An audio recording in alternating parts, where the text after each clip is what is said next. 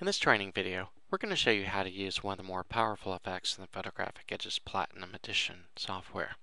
It's called the Edge Brush. Under the Select Effect menu, under Effects, choose the Edge Brush. Essentially, when you do this, your photo turns white. Don't worry, this is what's supposed to happen. There are basically two types of ways to brush on and brush off your photo.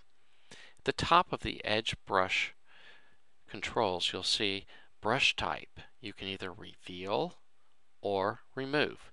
In essence, this allows you to erase or add to the photo. In this case, we're going to choose the default, which is reveal.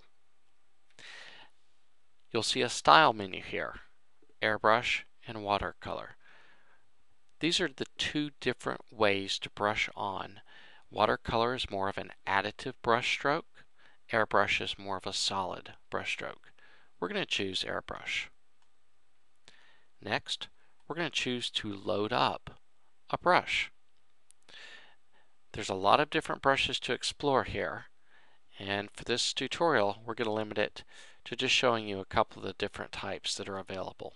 I'll choose watercolor 3 and click OK.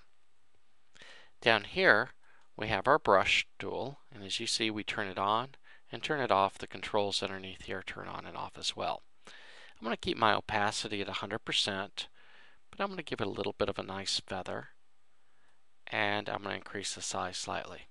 I'm going to position my cursor over the screen, click, and basically just drag around and stroke in a rectangle and stroke a few times here as such. Now, as you can see, in essence, the photograph has been revealed wherever I've stroked. Now here's where we can have some fun. I'm going to change the style from airbrush, which is more of a solid stroke, to a watercolor. When we do this, in essence, our next brush stroke is going to gently add semi-transparent strokes along the edge. So as we brush here, you'll see some feathery, wispy strokes appear along the side of the image, like that. This is just a really fun effect to use. Now what we can do is, we can clear all brush strokes from the image with one click. I'm going to start over again, and this time I'm going to use the style watercolor, while as in before we basically wound up using the airbrush. I'm going to stroke on screen. As you can see, the entire image isn't revealed yet, but it's only partially visible.